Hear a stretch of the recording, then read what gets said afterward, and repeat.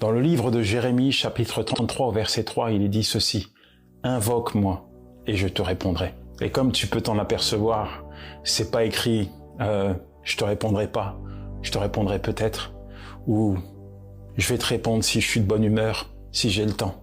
Non, il est écrit invoque-moi et je te répondrai. C'est une réponse de la part de Dieu. Et il faut bien comprendre que Dieu répond à chacune de nos prières. Dieu prendra toujours le temps de te répondre quand tu lui adresses une prière. Mais même si il ne laissera jamais une de tes prières sans réponse, il faut que tu comprennes aujourd'hui que Dieu ne te dira pas toujours oui. En fait, si tu fais une petite introspection sur ta vie de prière, tu vas très vite t'apercevoir qu'il y a des requêtes qui n'ont pas été exaucées de la part de Dieu comme tu l'aurais souhaité. Et il arrive que ça soit vraiment frustrant, déroutant de ne pas avoir une réponse adaptée à notre besoin. C'est vrai quoi. Des fois on a besoin d'un miracle et puis quelqu'un d'autre obtient un miracle, il n'a pas prié plus que nous. Et là ça peut nous laisser un peu perplexes même. Personnellement, il m'arrive régulièrement de prier pour des gens qui sont malades, et j'ai prié pour des personnes qui ont été guéries, et j'ai prié pour des personnes qui n'ont pas été guéries. Et oui, on peut se poser des questions, on peut se demander mais pourquoi certains sont soulagés de leur douleur et d'autres non.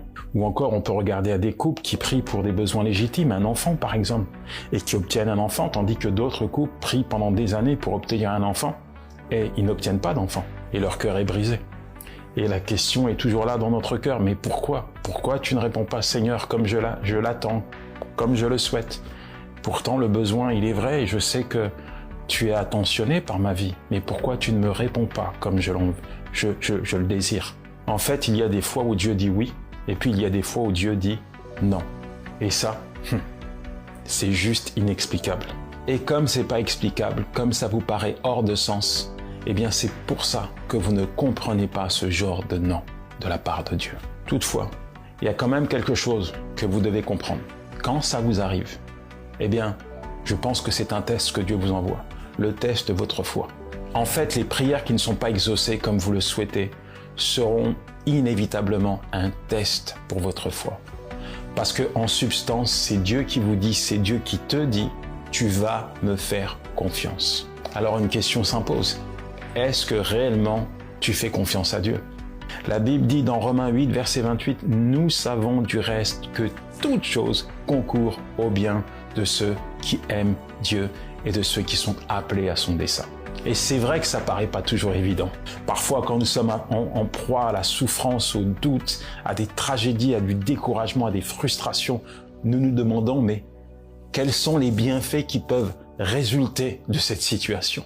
Raison pour laquelle nous devons comprendre aujourd'hui que tout ce que Dieu permet dans notre vie est pour notre bien, notre croissance, notre bonheur et notre épanouissement. Et quand nous comprenons cela, nous cessons d'adresser à Dieu des pourquoi et nous commençons enfin à lui faire confiance parce que nous savons que définitivement notre vie tout entière, chaque paramètre de notre existence est sous son contrôle divin. Alors un bon conseil mon ami, quelles que soient tes requêtes, fais confiance à Dieu. Avant même de lui adresser une prière, fais confiance à Dieu. Pourquoi? Parce qu'il te donnera toujours ce qui est bon pour toi. Et même quand il te dit non, c'est pour ton bien. C'est parce qu'il a prévu quelque chose de meilleur. Oui, il y a forcément quelque chose de plus grand qui t'attend. Au sein de mon